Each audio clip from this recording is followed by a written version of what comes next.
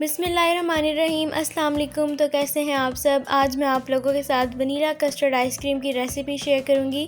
आपने इस वीडियो को फुल वॉच करना है। तो चलें इस रेसिपी को बनाना स्टार्ट करते हैं। इसको बनाने के लिए हमने लिया है vanilla custard powder 4 tablespoon. Custard powder add करने के बाद अब हम इसमें ऐड कर देंगे हाफ़ कप मिल्क। और मिल्क ऐड करने के बाद आपने इसको अच्छे से मिक्स भी कर लेना है ताकि ये जो कस्टर्ड पाउडर है ये इसके अंदर गुठलियाँ ना बनाए। अच्छे से मिक्स कर लिया है इसको हमने। अब यहाँ पर हमने लिया है 2 कप फुल क्रीम मिल्क और इसको हम सॉस पैन के अंदर ऐड कर देंगे। दूध के अंदर हमने ऐड करना है चीनी 3/4 कप या 120 ग्राम।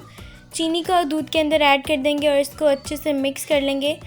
2 to 3 मिनट्स के लिए आपने इसको अच्छे से बॉईल कर लेना है। इसमें अच्छा सा बॉईल आ गया है तो अब हम इसके अंदर ऐड कर देंगे कस्टर्ड मिल्क मिक्सचर जो हमने बनाया था, वो इसके अंदर ग्रेजुअली ऐड करते जाएंगे और इसको मिक्स करते जाएंगे। आपने कंटिन्यूसली इसको मिक्स करते रहना है ताकि इसकी कंसिस्टेंसी जो है वो थिक होती जाए। 5 मिनट तक आपने इसको मीडियम फ्लेम पर कुक करते रहना है। जब ये इतना थिक हो जाए तो आपने फ्लेम ऑफ कर देना है। अब हमारा जो मिक्सचर है वो हम उसको ठंडा करने के लिए 1 घंटे के लिए फ्रीज़र में रख देंगे चिल होने के लिए, ताकि रूम टेम्परेचर पर आ जाए। यहाँ पर हमने लिया है व्हिपिंग क्रीम 1 कप और इस व्हिपिंग क्रीम के अंदर पहले से ही शुगर होती है तो आपने इसके अंदर बिल्कुल भी शुगर ऐड नहीं करनी और इसको अच्छे से बीट कर लेना है।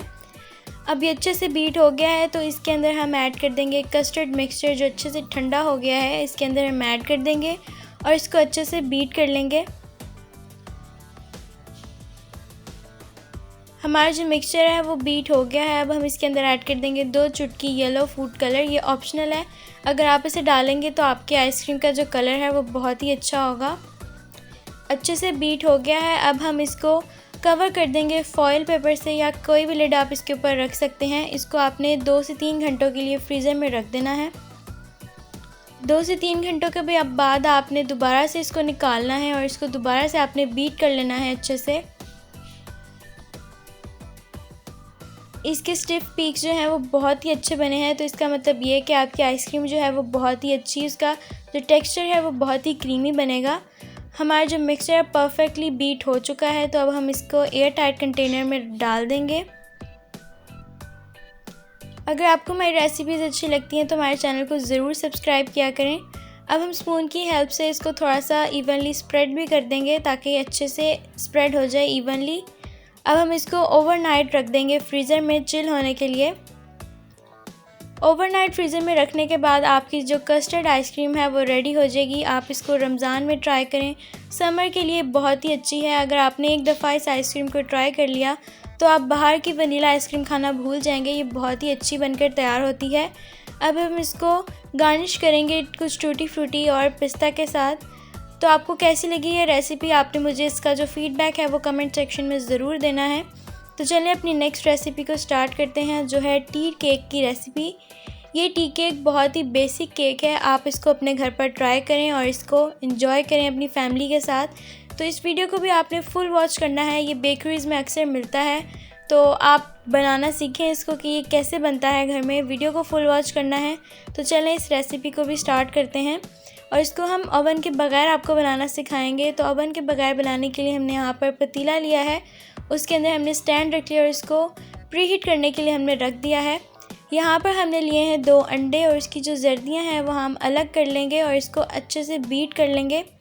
जब आप अंडे की जर्दियों को अलग से बीट करते हैं और सफ़ेदी को अलग से करते हैं तो जो आपकी सफ़ेदियाँ हैं अंडे की वो बहुत ही अच्छे से बीट होंगे। आप देख सकते हैं कितनी अच्छे से डबल हो चुकी है। तो अब हमने इसके अंदर ऐड कर देना है पाउडर्ड शुगर। आपने पाउडर शुगर को ग्रेजुअली इसमें ऐड करना है और बीट करते जाना है। शुगर हमने यहाँ पर लिया है हाफ़ कप। ये अच्छे से डिज़ोल्व हो जाएगी तो फिर आपने इसके अंदर ऐड कर देना है अंडे की जर्दियाँ। एक एक करके अंडे की जर्दियाँ ऐड करेंगे और इसको अच्छे से बीट कर लेंगे। यहाँ पर हमने ऐड किया है वनीला एसेंस। ऑयल ऐड किया है हमने, वनीला एसेंस ऐड करेंगे 1/4 टीस्पून। ऑयल हमने यहाँ पर लिया था 1/4 कप। यहाँ पर हमने ऐड कर दिया है इसमें मैदा 1 कप और बेकिंग पाउडर आपने इसमें ऐड करना है 1 टीस्पून। बेकिंग सोडा ऐड करेंगे 1/4 टीस्पून। और जैसे कि आप लोग जब केक बनाते हैं तो आपने ये जो सारी चीज़ें ये छानी हुई ही इसके अंदर ऐड करनी है। अब इसके अंदर आपने ऐड कर देना है 1/4 कप मिल्क और इसको अच्छे से मिक्स कर लेना है।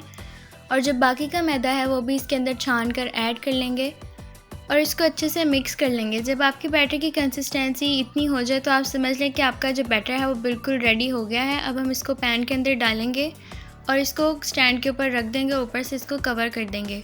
लो फ्लेम पर आपने इसको कुक करना है। 50 से 55 मिनट के बाद आपका जो टी केक है वो रेडी हो जाएगा। आप देख सकते हैं कि ये कितना अच्छा बनकर तैयार हुआ है। आपने इस रेसिपी को एक दफ़ा ज़रूर ट्राई करना है। ये बहुत ही क्रीमी और सॉफ्ट बनकर तैयार होता है।